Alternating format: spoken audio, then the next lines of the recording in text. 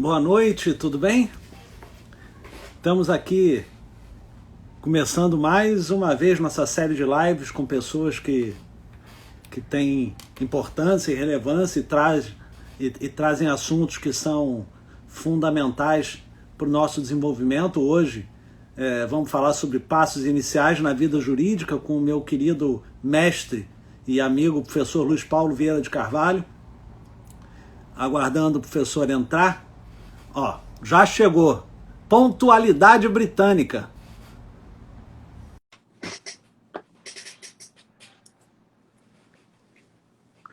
Guardando a conexão. Alô, e aí? Tudo bem? Boa noite a todos, boa noite ao Rio de Janeiro, entendeu? Está começando a fazer um friozinho aqui, graças a Deus. E como é que você está? Agora, pessoal, uma boa noite para todo mundo, é um prazer enorme estar aqui com o Marcelo. Agora o Marcelo já tem seu título de doutorado sobre um tema que nós vamos conversar na Emerge brevemente, no dia 22 desse mês, sobre famílias paralelas. Eu já adianto que eu não concordo com a tese dele, entendeu? Vamos discutir isso civilizadamente na live da Emerge. Mas vamos lá, meu querido amigo. Vai ser um prazer. Luiz Paulo, eu estou retomando as minhas lives semanais, né? E eu costumo aqui fazer uma live para uma conversa interessante para advogados recém-formados, alunos que estão terminando o curso, etc. E eu estou recomeçando esse ano, e ninguém melhor para recomeçar do que você. Você sabe que eu tenho uma admiração enorme, que você mora no meu coração, meu mestre. Eu não tive o prazer de tê-lo como professor pessoalmente em sala de aula, mas você foi meu mestre de vida e mestre de vida jurídica durante muitos anos. Muito obrigado por ter aceitado o convite. Eu tive o prazer, você deu aula no meu curso da Emerge, de sucessões ou de família, ou os dois, eu não me lembro mais.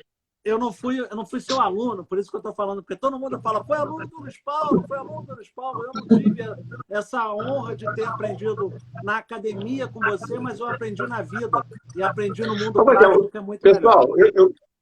Nós já trabalhamos juntos, eu fui consultor de história do Marcelo, entendeu? É um grande amigo, isso aí, a experiência de vida que nós temos já é de conversar sobre direito quase diariamente, né? É verdade. Luiz Paulo, eu mais gosto na vida. Eu não costumo fazer isso, mas eu queria ler para as pessoas entenderem a importância que você tem para o direito civil atual, para o direito sucessório. Eu queria, resumidamente, ler algumas palavras sobre o que você é e quem você é e o que você representou, tudo bem? Tudo ótimo. Vou me emocionar aqui, vou começar a chorar um pouquinho, mas vamos nessa, você me convidou. Não precisa de tanto. Então, o Luiz Paulo Vieira de Carvalho hoje é advogado, consultor jurídico, autor de livros e artigos científicos. O livro, esse é, sem sombra de dúvida, e eu falo isso, o melhor livro de direito sucessório que tem aqui no Brasil. Sem sombra de dúvida, né? É um livro teórico e eu recomendo para os meus alunos a aquisição desse livro, né? O Luiz Paulo é um dos maiores nomes em direito sucessório. Então, é professor emérito da Emerge, da Escola da Magistratura. A Paty, nossa querida amiga, está aqui, né? Está te assistindo. A Paty, beijo, Sandra, beijo a todo mundo, abração para meus amigos. Rafael Calmon, querido amigo, um ótimo autor, recomendo o livro de família dele sobre patrimonial de bens, é ótimo, recomendo a todos. Maravilhoso. Vamos lá. Não acabou não, Luiz Paulo. Não acabou não. Presidente da Comissão de Direito de Família e Sucessões do IAB. Vice-presidente da Comissão de Direito das Sucessões do IBDFAM, Instituto Brasileiro de Direito de Família. Ex-defensor público geral. Acho que está resumido e está bom, né? Está ótimo. Mestre... Qual a faculdade que você fez em Portugal, o seu mestrado? Lisboa, Faculdade Clássica de Direito. Mestre da pela Universidade Clássica de Lisboa. De Direito de Lisboa. Então, esse, meus caros, é o professor Luiz Paulo Vieira de Carvalho, que está aqui para passar um pouco da experiência de vida dele para a gente. Olha, Eu já me emocionei, entendeu? O Marcelo me convidou e disse, Luiz Paulo, não é uma live jurídica, vamos bater um papo sobre a sua vida profissional, que eu tenho curiosidade, para quem não te conhece, etc. Mas a minha vida profissional é muito interessante pelo seguinte, pessoal. No início, eu não sabia o que eu queria fazer na minha vida, a verdade é essa. Quando eu estava pensando em fazer, que faculdade farei? Eu tinha um tio, historiador do Império, Tobias do Rio Monteiro, e eu gosto muitíssimo de história. Eu pensei em fazer, vou fazer uma faculdade de história, etc, etc. Mas eu falei, mas será que eu vou conseguir? Meu tio tem 2 livros desse tamanho sobre o Império Brasileiro, um dos maiores historiadores, Tobias Monteiro. Mas, por sua vez, eu tinha uma família de advogados. O meu padrinho foi procurador-geral da Fazenda Nacional. O meu tio, corregedor do Ministério Público aqui do Rio, Marcelo Maria do Lino de Oliveira. Então, meu avô, Luiz Vieira de Carvalho, foi advogado em São Paulo, da família Vieira de Carvalho de São Paulo. Então, estava na dúvida de fazer uma faculdade. Vou fazer a PUC. Porque achava... nada assim? Universidade... Não, porque eu fui criado na Igreja Católica, indo à missa todo domingo. Eu gostava muito do nome. Além do mais, todo mundo dizia que era uma faculdade ótima, que era muito legal naquela época, etc. E eu só fiz vestibular para a PUC, eu não fiz outro vestibular. Passei, mas comecei a me questionar logo no primeiro ano se era aquilo mesmo que eu queria na vida. Porque aquelas primeiras aulas de introdução, sociologia jurídica, etc., eu me lembro que era um professor que eu admirava, mas eu não entendia nada da aula, vou falar a verdade. Que era o professor Carlos Alberto Menezes de Direito, chegou a ministro do Supremo Tribunal, eu admirava muito, achava ótima a aula, mas não entendia nada daquilo. E na PUC, quem já fez PUC sabe, tem um atrativo, principalmente um aluno que está entrando, e deslumbrar entrando na faculdade, etc., que era o pilotismo, Marcelo. Pilotismo na PUC, que lugar que você fica lá embaixo, vendo o movimento, conversando com as pessoas, entendeu? E realmente eu gostava muito de ficar no pilotismo. Eu estava achando aquelas aulas, não gostava tanto, aquelas aulas introdutórias, eu queria ver o direito mesmo. Ficava muito no pilotismo, faltavam muitas aulas. Mas estava na dúvida se eu tinha feito a coisa certa, de ir para direito. Entendeu? Falei, caramba. Dúvida do seu caminho, né? Dúvida do meu caminho em geral, o que eu ia fazer, não sei o que, eu me lembro. Então, que comecei a ficar muito mais no pilotismo que nas aulas. E comecei a ir muito pouco às aulas. E quem não quer muito ir para as aulas, quando vai, onde é que ele senta? Lá no último lugar, né? Lá atrás. No lugar, por todos os estágios da turma ficam no último, não para a cadeira. Abaixa a cabeça, dorme. Mas eu comecei a gostar muito de civil, olha só. Tinha aula de obrigações, eu comecei a me interessar mais. Eu me lembro que o meu tio, os meus 2 tios, um era procurador-geral, eu acho que era do INSS, uma coisa assim, o outro era corregedor, me deram um Código Civil de presente de aniversário. E uma lição que eu nunca mais esqueci na minha vida, que é muito proveitosa para todo mundo, que é o princípio da legalidade que está na Constituição Federal. Ninguém é obrigado a fazer ou deixar de fazer alguma coisa, não é virtude de lei. Eu falei, realmente isso é uma coisa ótima, porque nós advogados, até hoje, eu também me incluo nisso, gostamos muito de discutir, eu acho isso, eu acho aquilo. Mas você tem uma regra, que o direito é... Qual é a função do direito? Permitir que a sociedade possa viver, se equilibrar dentro dos 3 poderes. O povo é representado pelo poder legislativo, o nosso não funciona muito, mas a verdade é essa, entendeu? Eu ia para a sala de aula, então, de obrigações e contratos, e o professor começava a indagar, ele viajava muito, ele vinha pouco, às vezes estava precisando de um monitor, começava a indagar, isso, pode? Aí, aquele que nunca aparecia na aula, que só aparecia nessa aula, levantava o braço e dizia, não pode, porque o artigo tal é uma regra de ordem pública que veda. Então, o que eu fazia? Eu li o Código Civil, eu era muito interessado na codificação. Aí, como historiador, comecei a pesquisar a origem do Código Civil ainda na faculdade, de onde saiu isso, o que veio antes, as ordenações da rei de Portugal, e eu sou apaixonado por Portugal. Eu sou espírita, católico da Igreja Messiânica, Deus é um só, né, pessoal? Eu tenho certeza que eu tive encarnações em Portugal. Então, começava a responder as perguntas que a classe geralmente ficava, eu acho isso, eu acho aquilo, e eu respondia a pergunta. Eu me lembro como se fosse hoje. Isso até para estimular as pessoas que acham que às vezes eu não estou no lugar certo, etc. Me lembro como se fosse hoje. Houve a escolha do monitor. Eu fui para a aula sem nenhuma esperança, nem pensando nisso. Eu nem sabia que o professor, naquele momento, estava querendo escolher um monitor. E a primeira aluna da classe, me lembro como se fosse hoje essas histórias. A primeira aluna da classe estava todo mundo cumprimentando pelo cargo, ou pela função que ela ia receber, não sei o quê. Ela depois foi secretária de Justiça Nacional, uma pessoa muito inteligente. Eu me lembro que o professor chegou na sala, Diógenes Sete Sobreira, nunca mais me esqueci dele. Chegou na sala de aula e disse assim, então eu vou escolher, as pessoas todas cumprimentando a primeira aluna, sabe? Como monitor, o Luiz Paulo. Rapaz, foi a maior bronca que eu levei na minha vida. Ela se levantou, fez um discurso contra mim. Professor, como é que o senhor escolhe assim nesse nível? Esse vagabundo que não aparece na aula nunca, só aparece de vez em quando, mas o quê? Eu estava sem graça, eu nem sabia que era aula para escolher o monitor, não sei mais o quê. Aí ele olhou, deixou ela falar tudo e eu, como quase pedindo desculpas, né, para a plateia, ele falou assim, não, porque ele responde as perguntas. Tudo que eu pergunto aqui, que vocês ficam, eu acho isso, professor, eu acho aquilo, ele vai lá e diz, isso é isso, por força do artigo tal, da lei tal, etc, etc. Então, aí eu comecei realmente a ter que dar quase todas as aulas, que ele viajava muito, aí eu tive que começar a estudar, que é fundamental. Né? E como meio historiador, meio advogado, eu adoro pesquisar as coisas, entendeu? Então, eu comecei a tomar um gosto enorme pelo direito, e tinha um certo orgulho, porque aí já começou a época do estágio, eu tinha que botar um terno. Eu tinha um terno só naquela época, para ir para a faculdade, etc. Então era um monitor. Mas não gostava de penal. Pessoal que me perdoa, as pessoas que gostam de penal, eu não gostava de penal. Fazia tudo para não falar de penal. Você se apaixonou por direito civil logo de início, assim? Direito civil.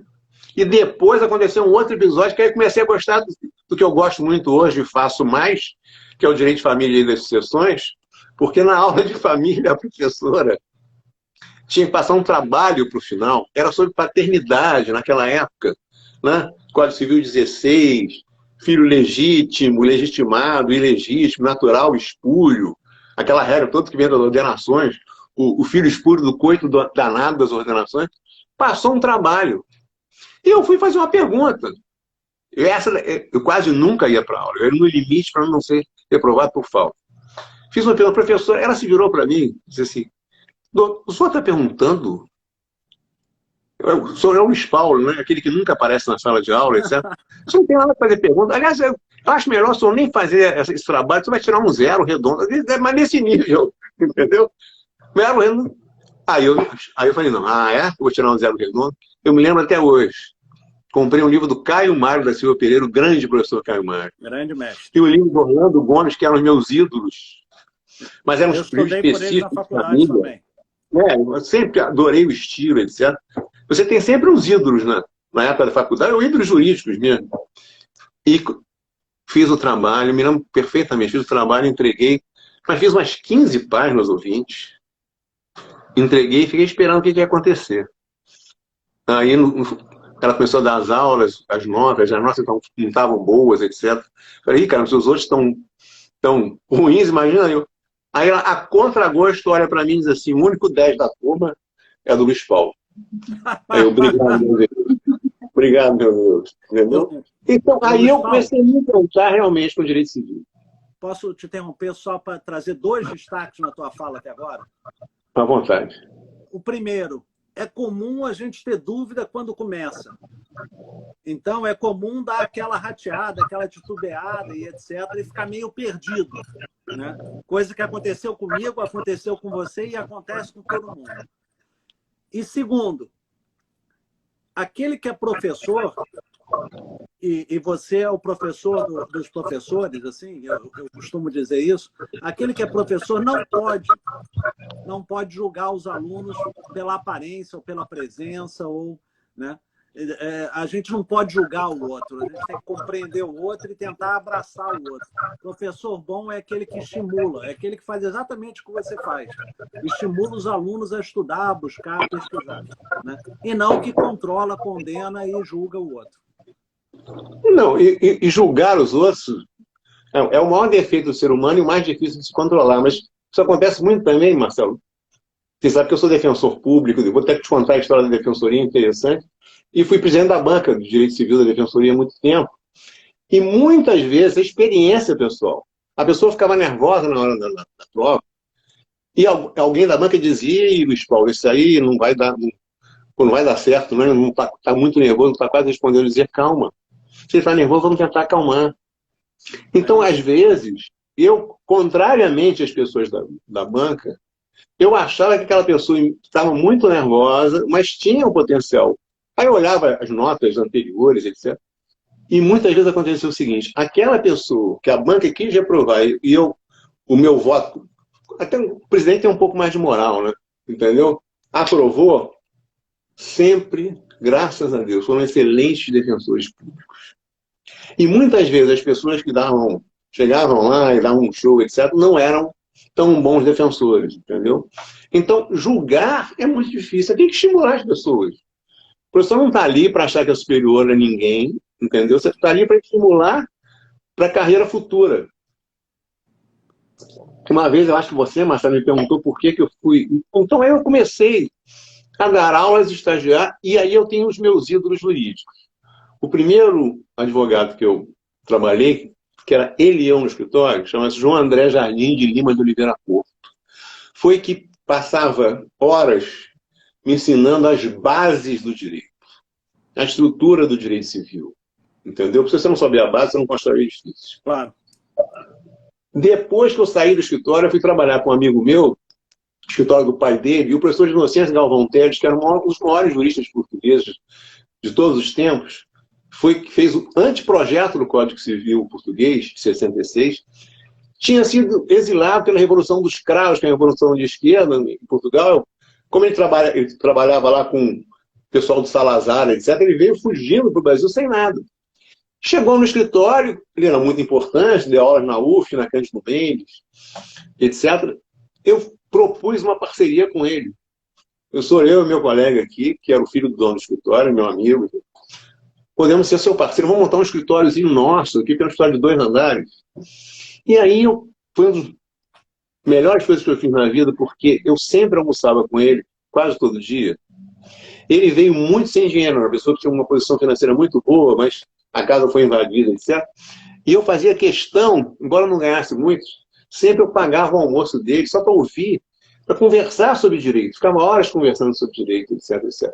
Aí um dia ele retornou para Portugal e tinha uns livros maravilhosos, uma coisa assim. Eu assimilei muito do que ele dizia, porque eu gostava realmente. E quando eu cheguei em Portugal, quem era o professor do mestrado? Era ele. Era ele? Temidíssimo na faculdade. Todo mundo morria de pavor dele, entendeu? Até no meio de uma turma ele falou, um aluno também disse algumas coisas, ele deu uma bronca no aluno, não é isso, não sei mais o que. E eu me meti e comecei a defender o menino, e todo mundo apavorado, porque tinha achado que ele ia ser eliminado do mestrado, mas que eu poderia questionar o professor Inocêncio Galvão Teles. Mas as pessoas não sabiam que eu tinha sido sócio dele no Brasil.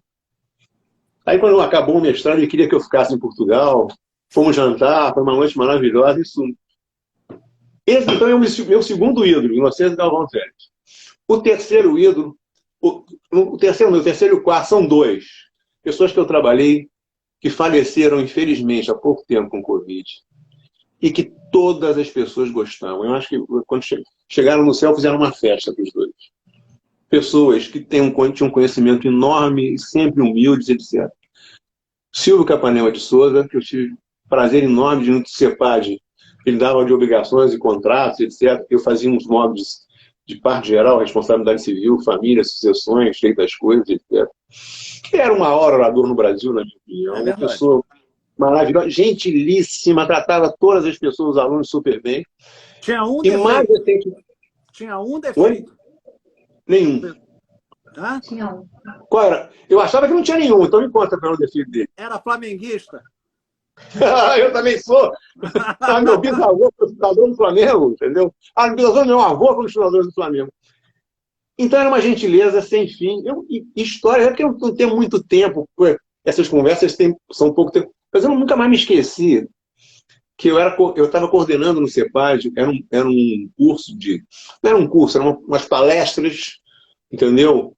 De responsabilidade civil. Veio até o ministro Antônio Hermes Benjamin, meu amigo, de tempos que ele era messiânico e frequentava a igreja messiânica da URCA, que é uma igreja japonesa, que eu acho maravilhosa, etc. E chega Capanema, aquela simpatia dele, oi, Paulinho, chama de Paulinho, oi, Paulinho, não sei o quê. Sentou do meu lado, eu coordenando, entendeu? Veio gente de Brasília, gente de todos os estados. E perguntou assim para mim, nunca mais me esqueci disso, as histórias fantásticas que eu conheço. o que eu vou falar mesmo, Paulinho? Falei, Capanema, responsabilidade civil do Estado. Ah, tá bom. Entendeu? Ah, tá bom. Eu me lembro que ele abriu a Constituição assim, está no artigo 37, e deu um show na palestra dele, que ele estava na dúvida do que ele ia falar. Então, ele era uma pessoa dessa. E repito, uma pessoa que todas as pessoas, tratava bem todo mundo, e todo mundo adorava o Capanema.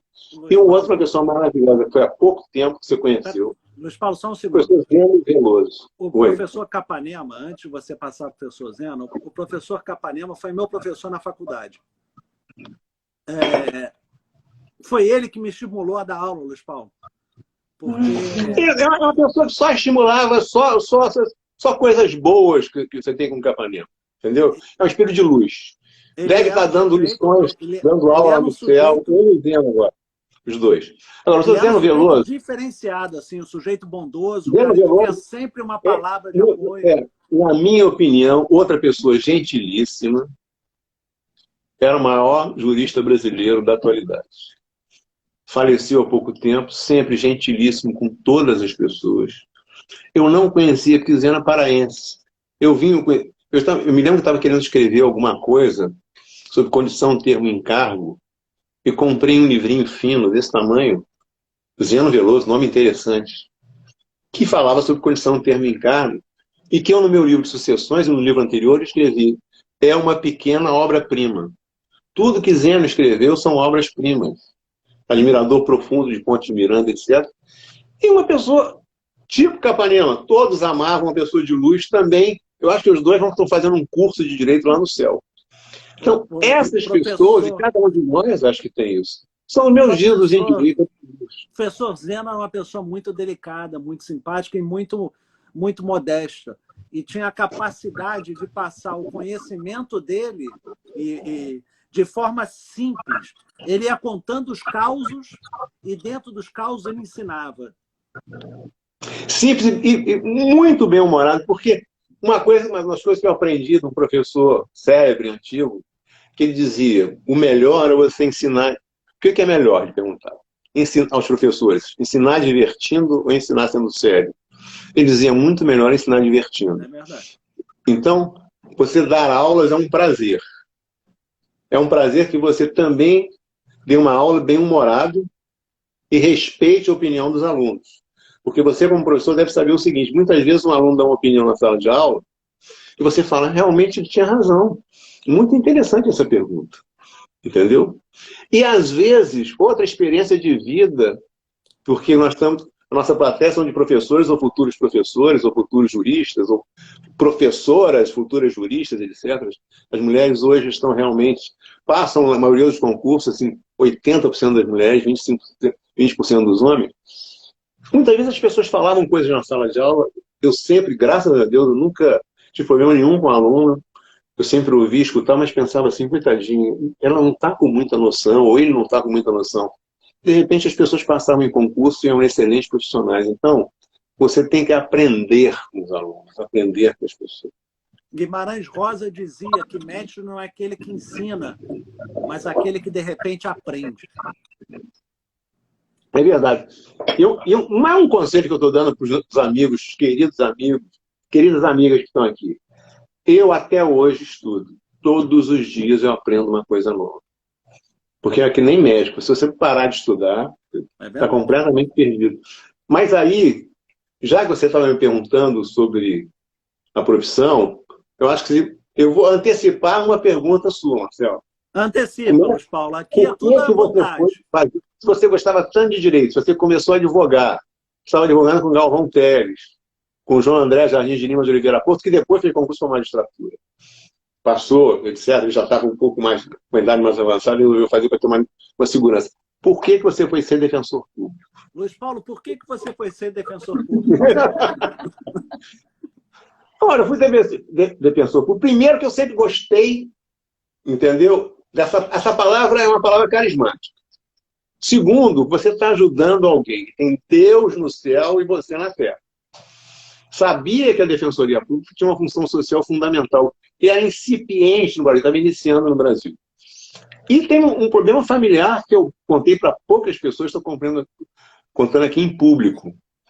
Minha mãe e meu pai foram muito ricos e tinham perdido tudo praticamente, entendeu? E a minha grande preocupação, minha mãe era uma mulher linda, maravilhosa, teve 5 relacionamentos antigamente, teve um casamento e o que hoje seria uma união estável, entendeu? Ou concubinato da Roma antiga, mas Mas ela se simultâneo não, né? disputou. Não, não era família paralela, porque até hoje vocês vão ver no dia 24 lá na Emerge, no evento gratuito, que nós vamos discutir esse 22. assunto. Dia 22, acabei de fazer um parecer no IAB sobre isso, estou escrevendo já escrevi um outro artigo sobre isso, mas aí eu tive lá no escritório, minha preocupação era garantir a minha mãe nos intervalos dos grandes amores que ela tinha, porque ela tinha perdido praticamente tudo, foi trabalhar como secretária, etc. Minha preocupação era essa. E no escritório acontecia que às vezes eu fazia uns trabalhos e as pessoas ia cobrar, como meus amigos eram donos do escritório, o pai era o dono do escritório, ele dizia assim, não cobra isso do meu pai na sua participação, não, porque, afinal de contas, ele é o dono do escritório, Luiz Paulo. Na terceira vez que ele me disse isso, eu sou leonino. Leonino é meio... não gosta de certas coisas, certas provocações. Eu passei no corredor do fórum, juro. Aí quando eu olho para a esquerda, isso para mim é espiritual. Quando eu olho para a esquerda, está escrito assim, concurso para Defensoria Pública, aqui. Entre aqui. Eu entrei e perguntei o que precisava. A carteira da ordem na época. Era o primeiro concurso para defensor público que ia ser feito pelo Estado do Rio de Janeiro, depois da fusão, e na época nós teríamos um apêndice do Ministério Público. Tá. Você faria parte do Ministério Público, e no meio do concurso nós fomos tirados do Ministério Público, fomos colocados na Secretaria de Justiça. Poucas pessoas sabem disso. E eu perguntei o que precisava fazer e comecei a ter aulas. Olha só, Marcelo, aonde? Qual era o curso do Rio de Janeiro naquela época que era o curso mais conhecido, mais famoso? Era o CEPAD. E vários colegas meus de turma, né, foram para a magistratura. Alguns foram presidentes do tribunal, corregedores gerais, etc. E eu fui um dos poucos que permaneci na defensoria. Só que quando meu amigo descobriu que eu estava fazendo um concurso, começou a torcer contra. Sério? Começou a dizer, aí arranjava para atender o cliente 9 horas da manhã, quando sabia que eu estava no curso. Dizia que eu não ia passar porque eu não gostava de penal, entendeu? Várias coisas. Eram 8.000 candidatos, etc, etc. E aí eu acabei passando na defensoria, no concurso, com histórias curiosíssimas, não sei se eu tenho tempo de contar, entendeu? Uma das histórias mais curiosas, eu fiz Deixa eu algo só te fazer uma pergunta. Nenhum de vocês para fazer concurso devia fazer o que eu fiz. Eu discuti com a banca. Foi o primeiro concurso para defensoria? Você foi a primeira leva de defensor? Foi o primeiro concurso que foi feito pela defensoria. Porque antigamente a defensoria pública, quando os estados eram separados, tá, Guanabara, Rio de Janeiro, etc., a defensoria pública em Niterói, no estado do Rio de Janeiro, etc., era nomeação do governador. Aqui no Rio era o primeiro degrau da carreira do Ministério Público. Você fazia o concurso do Ministério Público e iniciava como defensor. O meu concurso era um concurso para defensores públicos especificamente, mas que iam ficar no Ministério Público. Eram carreiras separadas. No meio do concurso, o governador da época, Chagas Freitas, brigou lá com os membros do Ministério Público e nos tiraram e colocaram na Secretaria de Justiça, uma salinha pequenininha. E eu fiz o concurso porque minha preocupação era ter um fixo. Fazer uma coisa que era muito boa, que ia ajudar as pessoas mais carentes, ter um fixo para poder ajudar a minha mãe, principalmente, que era a minha grande preocupação da época. E meu pai ainda tinha um trabalho fixo, etc., embora ele tivesse perdido também o que ele tinha. E eles já havia um desquite entre eles, porque na época não havia divórcio. Eles eram desquitados, hoje separados judicialmente. Luiz Paulo, e eu me lembro... Foi em 1800 e quando? Oi? Foi muito tempo. Nem pergunta, Marcelo. Eu nem me lembro mais. Eu estou implicando com você. Eu estou implicando. Então, e na banca de civil, tinha um grande amigo meu que eu não conhecia na época, que estava sendo muito antipático na banca, etc, etc. E tinha uma menina antes de mim, minha amiga, que depois foi para o Ministério Público, ficou muito nervosa, que tomou uns Valiums. Naquela época, o próprio candidato assistia a prova presencialmente, não ficava lá fora esperando, etc. E eu sei que ela foi reprovada porque ela não conseguiu ler nada, falar nada. E ele não tratou com rudeza. Diz, olha, leia aí o código. Aí ela tirou 0. Aí me chamam, ela depois dela, Luiz Paulo Vieira de Carvalho. Quando eu vou andando, ela veio, me abraçou e começou a chorar. Eu falei, pronto, estou reprovado. A banca não tratou bem essa candidata, vai achar que eu sou um namorado, então já que ela vai estar indo embora, manda os dois para casa, entendeu? E aí eu já comecei com a primeira pergunta, que eu me lembro até hoje qual foi a primeira pergunta. O senhor está na sua defensoria, e a prova é eliminatória. A pessoa foi expulsa de casa, se separou do marido. Eu perguntei de fato ou de direito. Aí a resposta: quem faz pergunta aqui sou eu, doutor, não o senhor. Aí eu falei, mas eu quero saber, porque eu estava achando que eu já era um candidato a reprovação. Eu quero saber, porque para mim é importante, etc. Aí fez várias perguntas, queria saber o nome da audiência. A audiência preliminar na curatela, que impressão pessoal. Eu falei tudo sobre curatela, ele falou, eu não lhe perguntei isso, eu perguntei sobre o nome da audiência. E aí eu conheci uma pessoa, outra pessoa maravilhosa, pai do meu queridíssimo amigo Guilherme Penha de Moraes, nosso querido amigo, Humberto Penha de Moraes, que estava na banca, e a doutora Lígia Bernardes, que está no mundo espiritual atualmente, que foram gentis comigo, e eu respondi tudo. E o ponto era lei de introdução ao Código Civil, ninguém merece. Ninguém merece. E aí, na prova de penal, era o problema. A última prova eliminatória era de penal. Eu nunca gostei de penal, embora tenha funcionado logo em vara criminal da Defensoria. Marcelo, foi quando eu me tornei membro da Igreja Messiânica Mundial do Brasil. Porque eu estou conversando isso com você e com nossos amigos para ver que, às vezes, as pessoas dizem, não, eu não vou conseguir porque essa matéria eu não gosto, então eu não vou fazer. Façam todos os concursos. No lugar onde vocês se encontrarem, vocês permaneçam, mas não deixam de fazer. Você vê a minha experiência. Eu me tornei monitor e não ia muito à aula e tinha dúvidas. Depois me apaixonei pelo direito civil, fui fazer um concurso por 2 motivos. Inclusive, o motivo era ter um fixo, ajudar minha mãe. O outro motivo é ajudar as pessoas. Entendeu? E me realizei inteiramente na defensoria. Mas eu tinha a última prova, pessoal. Que a banca, que eram professores maravilhosos de direito penal, pessoas que sabiam muito séria a banca, simplesmente você tinha que ficar 15 minutos sortear um ponto. Eram 15 pontos, Marcelo. Você tinha que sortear na hora, expor durante 15 minutos em frente à banca.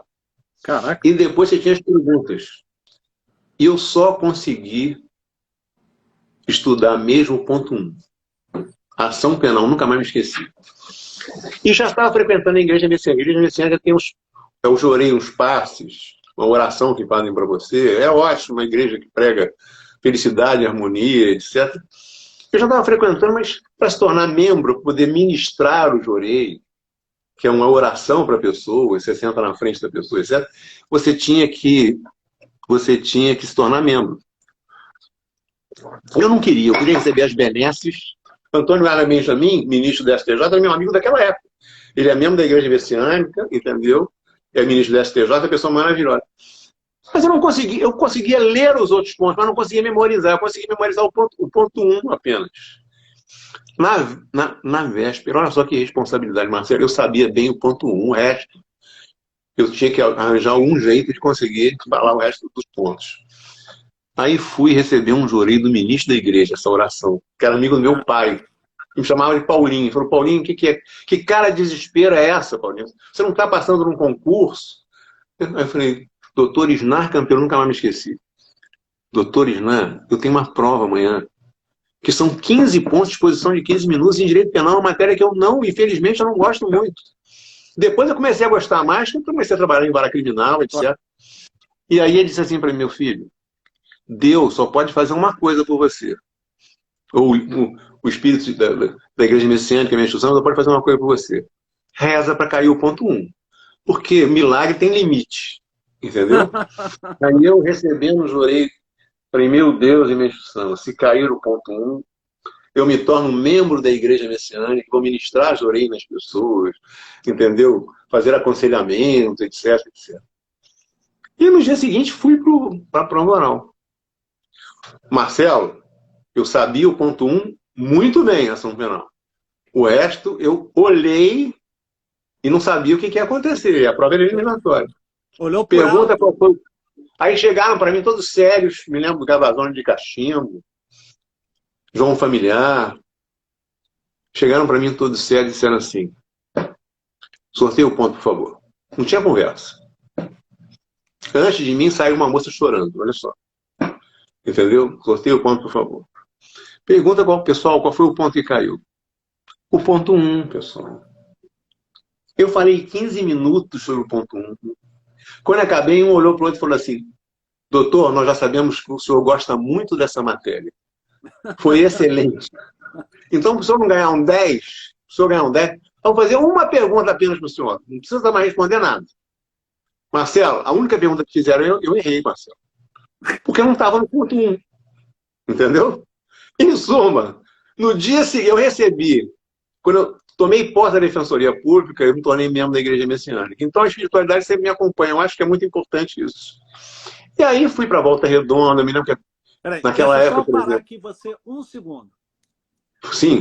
O doutor Francisco Horta Filho, seu colega da Defensoria, fala que você é um exemplo para todos os defensores. Não só pela sua dedicação... É bondade do Chico Horta, é bondade dele.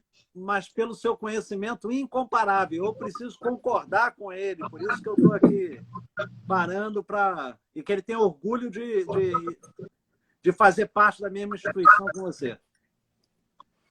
Bom, um grande abraço para você, entendeu? O Chico já é um defensor, meu amigo há anos e anos, entendeu? E sempre foi um excelente defensor. E agora, a defensoria também, pessoal, vocês querem fazer um concurso, sigam o seu coração. Agora, a defensoria tem uma coisa maravilhosa. Primeiro, que quando você fala que é defensor público, as vibrações de luz já vêm para você, é um nome atraente, entendeu? Não estou desfazendo, eu sempre dei aula no Ministério Público, sempre dei aula na magistratura, tenho milhões de amigos no Ministério Público, alunos na magistratura, dou aula até para turmas somente de juízes, etc.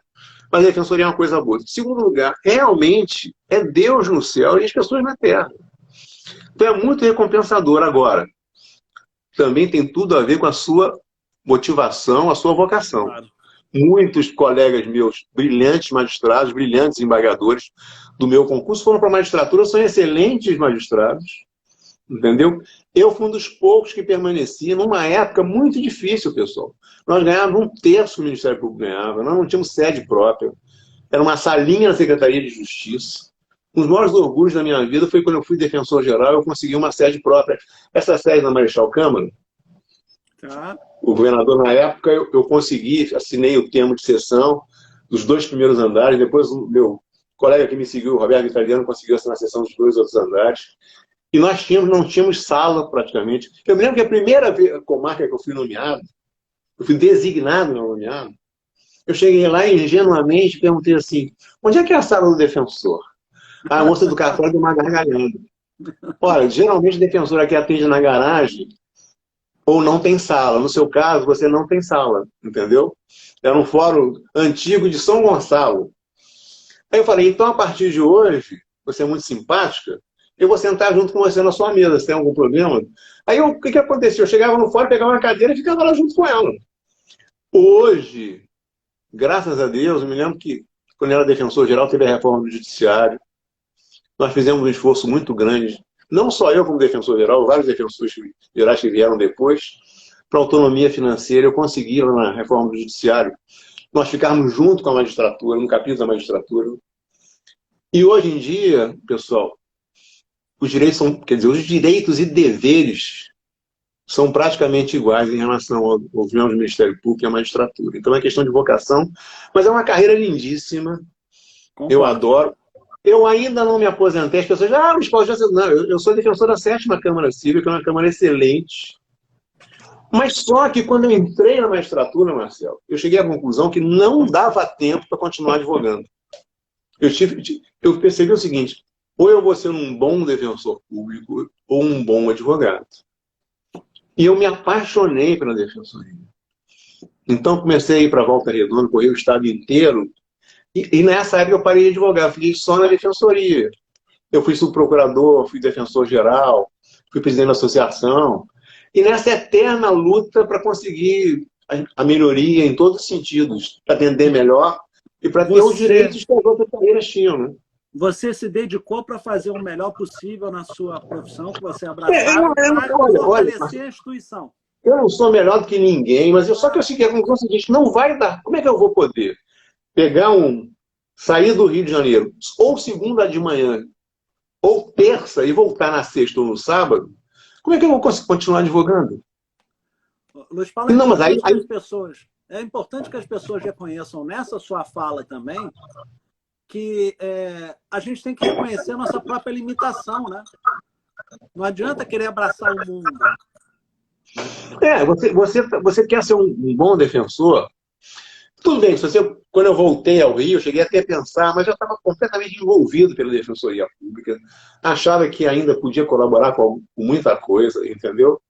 Não me arrependo em nada, eu acho a Defensoria uma carreira linda, espetacular. Só voltei a advogar, você sabe quando? Quando eu fui ser o consultor do seu escritório. Eu não sei quanto tempo tem isso, tem uns 4, 5 anos, né? Depois eu montei meu próprio escritório e somos grandes amigos, eu e Marcelo, etc. Sempre fomos.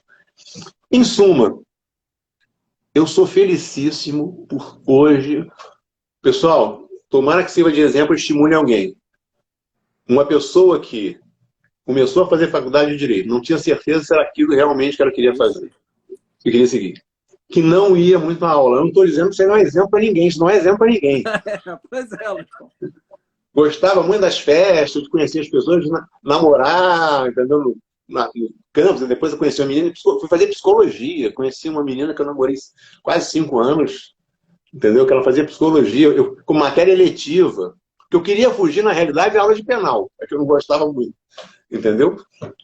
E mais impressionante, os fatos que mais marcaram a minha vida, quando eu era defensor geral, um deles foi aquele massacre de Vigário Geral. Que muita gente aqui não se lembra, ou não era nascido naquela época, etc. Que o Marcelo sabe dessa história. Aí nós propomos as ações cíveis, todas. Você acaba se envolvendo muito com a matéria. Hoje eu até, não é que eu não goste, eu não mexo muito, mas também não desgosto. Na primeira época eu não gostava. Foi a defensoria que fez a ação de indenização, não foi? Nós fizemos todas as ações de indenizações. Por exemplo, a ação de indenização todas as ações de indenização de Vigário Geral fomos nós que fizemos, o meu grupo da Defensoria. Era eu e meus assessores. A ação de indenização do Batomus, quem fez fui eu, que eu era chefe da assessoria de Direito Civil.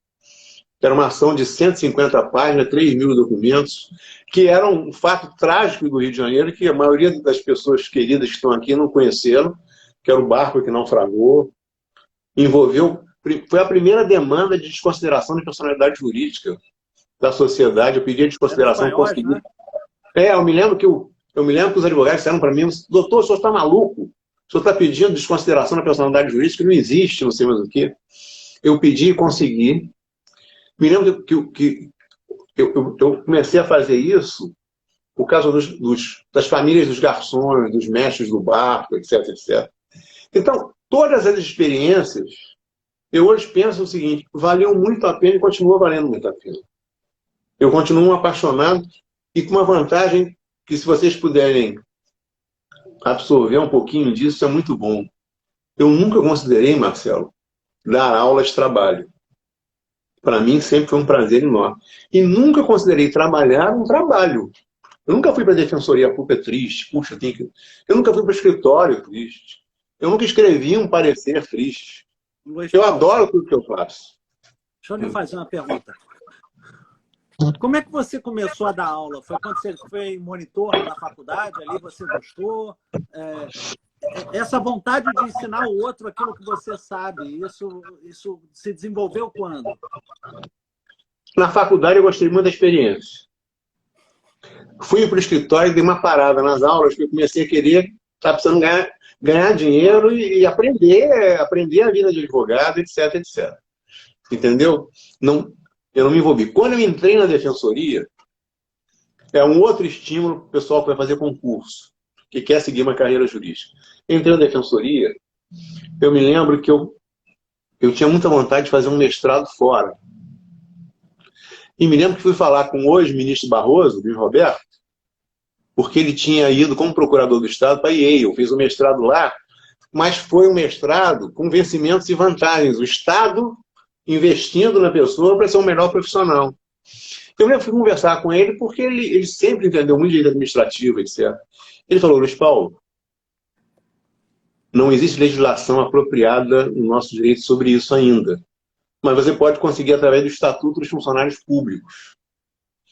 Ou seja, você requer estudos no exterior, com vencimentos e vantagens, para fazer um mestrado, escolhe uma faculdade no exterior, você tem que conseguir a aprovação do seu Conselho Superior, Conselho Superior da Defensoria, como tem o Conselho da Magistratura, como tem o Conselho do Ministério Público.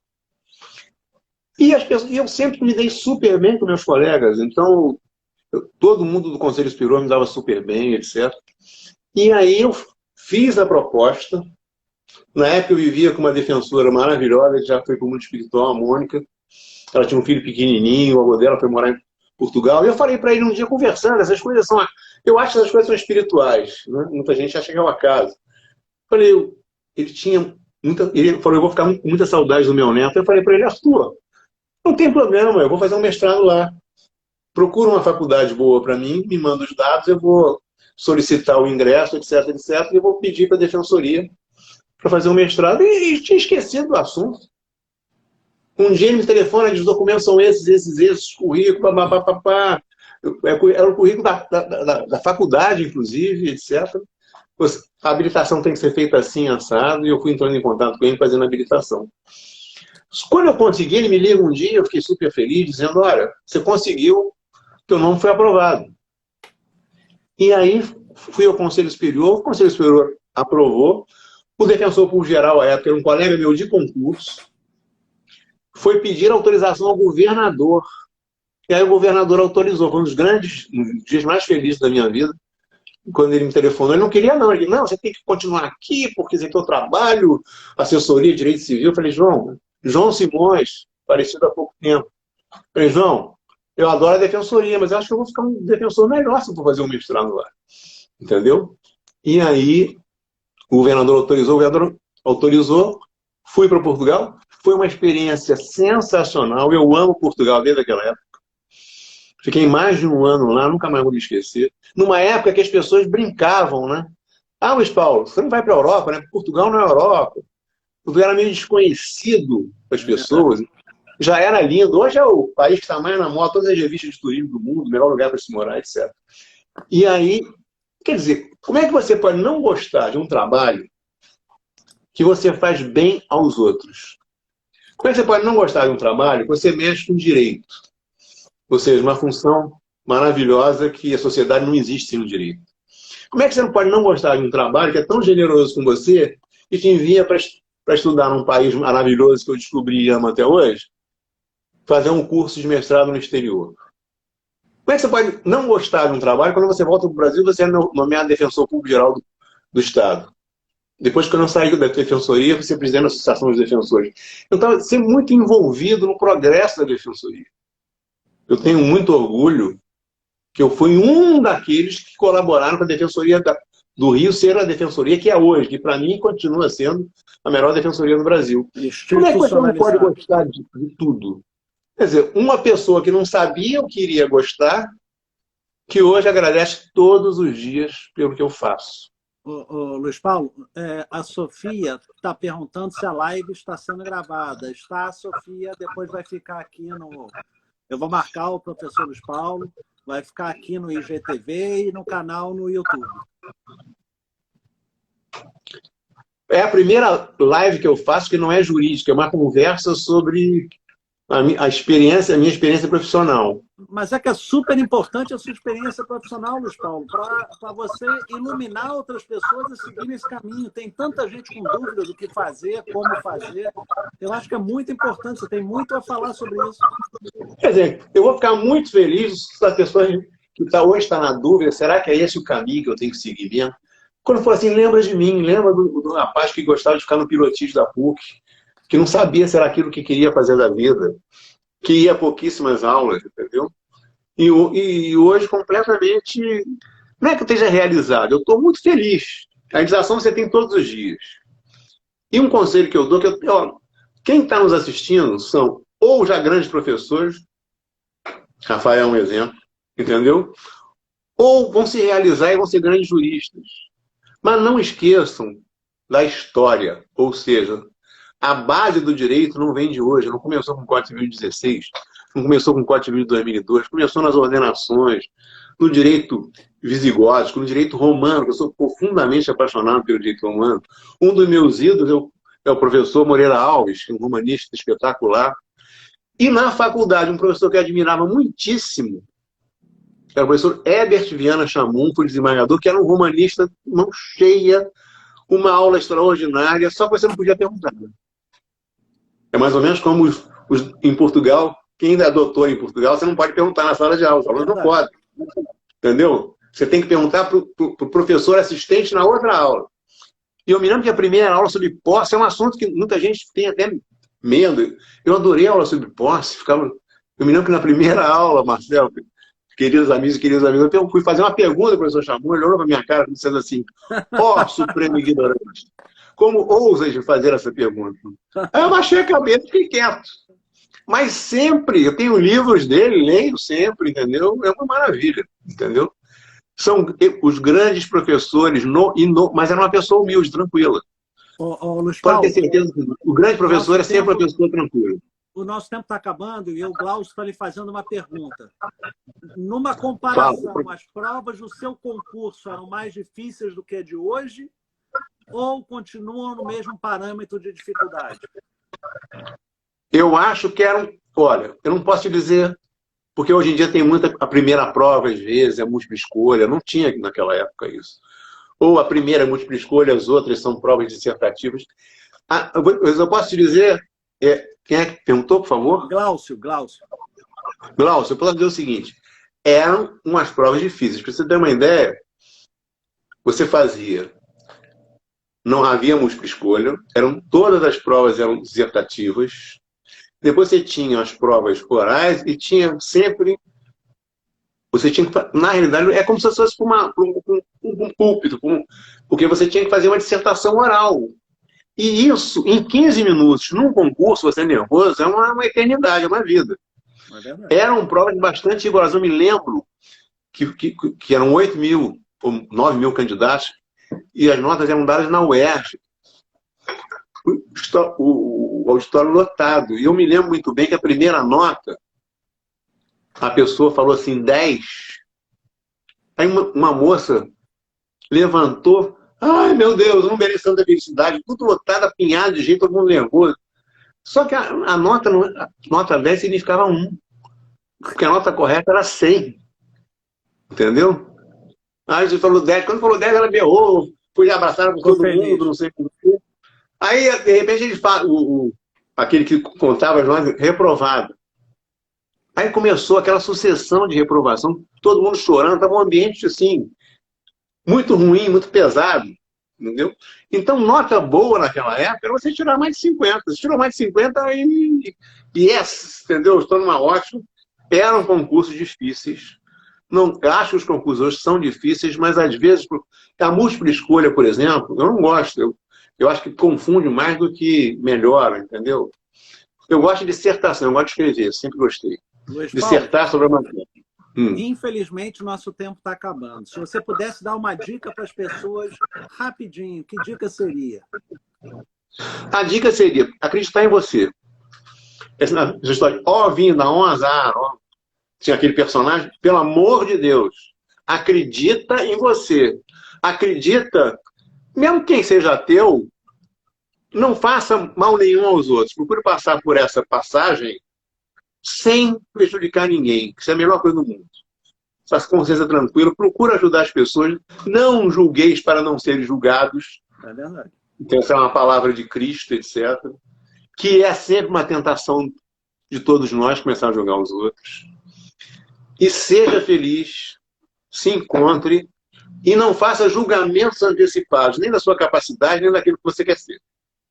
Você tem um exemplo de uma pessoa que não sabia o que queria ser e hoje é uma pessoa muitíssimo feliz em todos os níveis, com a profissão que eu tenho, agradeço todo dia, etc. Continuo apaixonado pelo direito.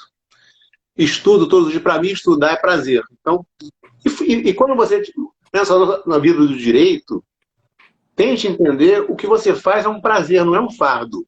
Se for um fardo, vá para um outro lugar que você se sinta mais feliz. Não tem problema nenhum.